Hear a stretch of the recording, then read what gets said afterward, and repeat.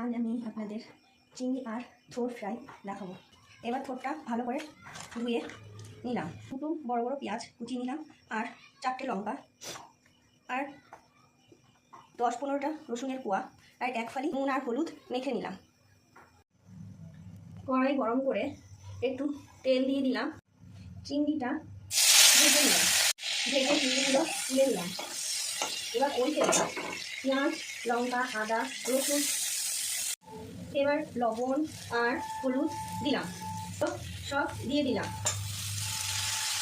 একটু chilli flakes ছড়িয়ে দিলাম, আর ব্ল্যাক পেপার ছড়িয়ে দিলাম, আর একটু ধনেপাতা ছড়িয়ে দিলাম। চিংড়ি থোড় ফ্রাই যদি আপনাদের ভালো লেগে থাকে তাহলে অবশ্যই লাইক, শেয়ার আর কমেন্ট করবেন।